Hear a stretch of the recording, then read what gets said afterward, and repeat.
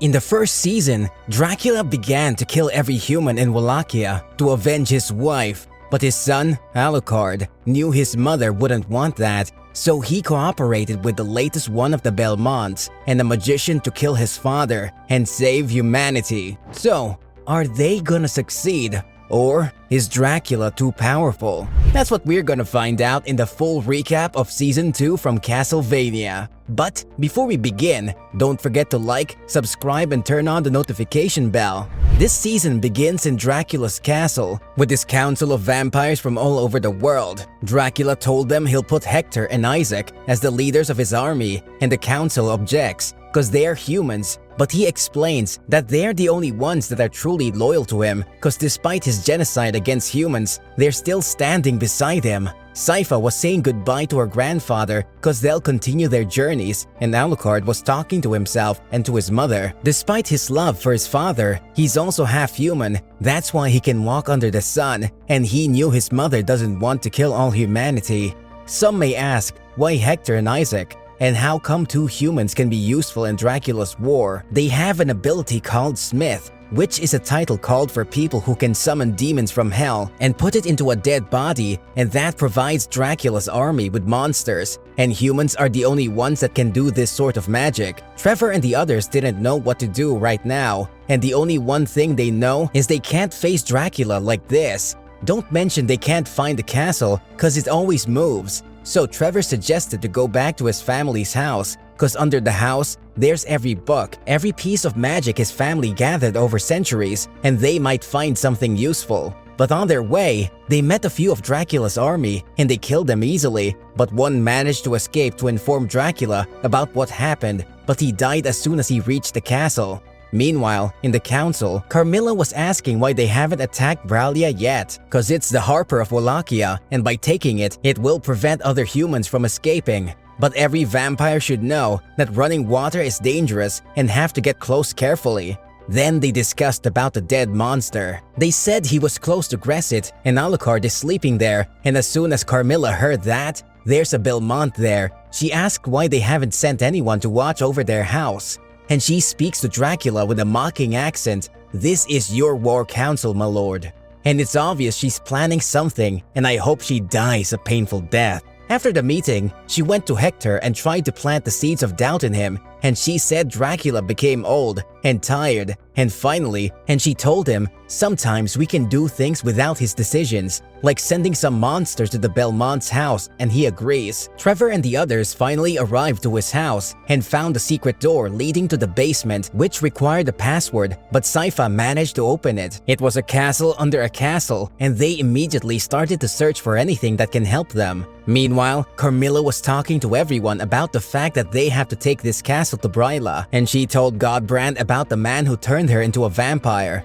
He eventually got old, tired, and angry all the time. That's why she killed him, cause she doesn't like to be ruled by old angry men, and now Dracula is like him, and she won't be a servant anymore. Sypha found a mirror in the basement. Trevor didn't know a thing about it, but Alucard told them it's a distant mirror, and some of them let you pass through it. But on this one, some of the activating inscription is damaged, so it doesn't work. Meanwhile, Carmilla was still planting the seeds of doubt in Hector, and she managed to convince him to talk to Dracula about landing in Braila, and she also needed another favor. Then she looked at the bishop's dead body. Dracula went to Isaac to have a chat, and apparently, they're friends, and Isaac is really loyal to Dracula and his war. Dracula wanted to talk about his decisions in the council and came to Isaac to tell him he may be alone from now on. After that, Godbrand came to Isaac and told him about what's happening, and they should leave the old man on his throne and take the war themselves. What Isaac heard is treason, so without any word, he stood up and killed Godbrand. Meanwhile, Carmilla was using her distant mirror to talk to her forces, who told her everything is ready in Braila. Hector took Isaac outside the castle to convince him to tell Dracula they have to land in Braila, and he eventually agrees. After that, Isaac talks to Dracula and told him that Carmilla managed to convince the council they have to land in Braila, and Hector will ask him the same thing, cause he wants the noise of arguments to disappear, so he should agree to land in Bryla. Meanwhile, Sypha found a spell that will manage them to prevent Dracula's castle from moving, and that's what they've been looking for, but she needs to translate it first, and she needs the mirror to cast her spell.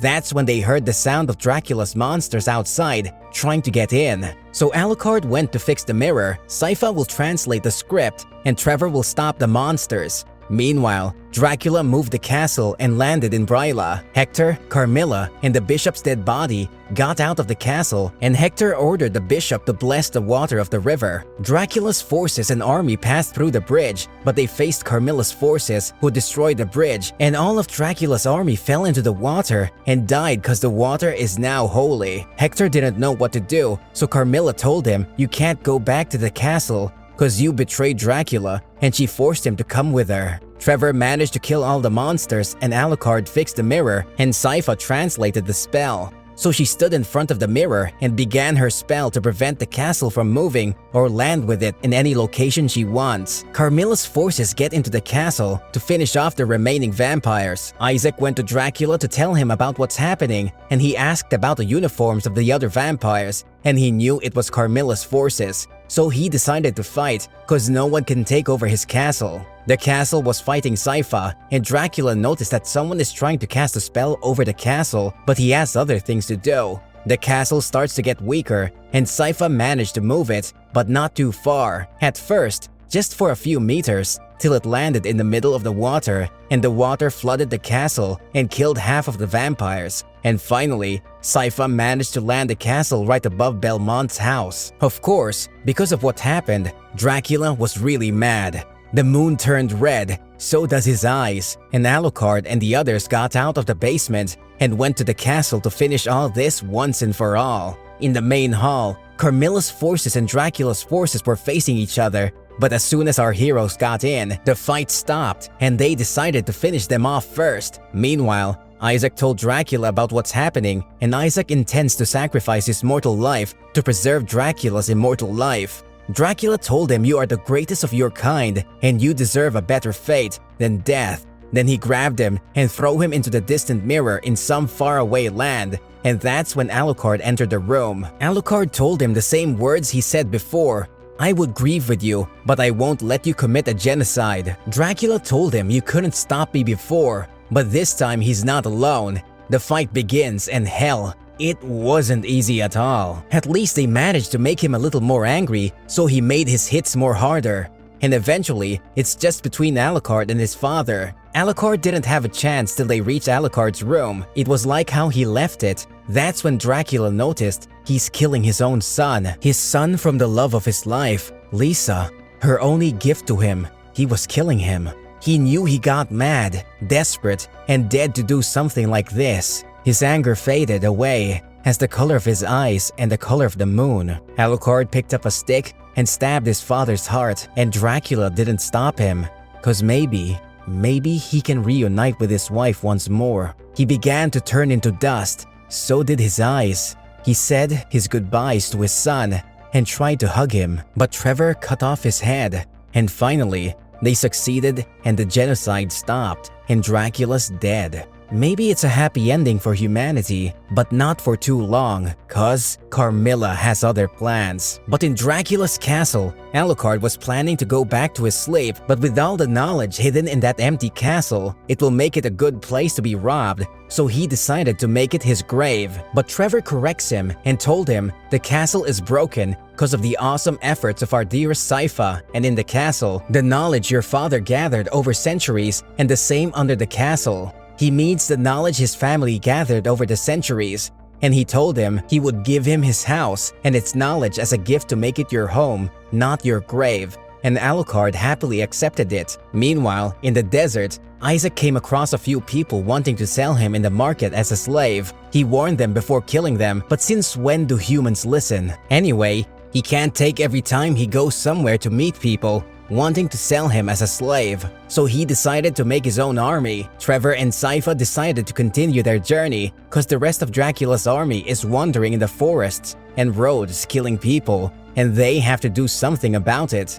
Meanwhile, in Bryla, Carmilla wants to use the fact that there's a void in the power structure of the vampire world, but she needs an army, and Hector's gonna help her do that, but instead of treating him good, she treated him as a pet. Now she will go back to her castle to gather her forces once more. Sypha and Trevor got their supplies, said goodbye to Alucard, and hit the road. Alucard went back to the castle and he noticed the deadly silence, and he knew how his father felt before he met his mother.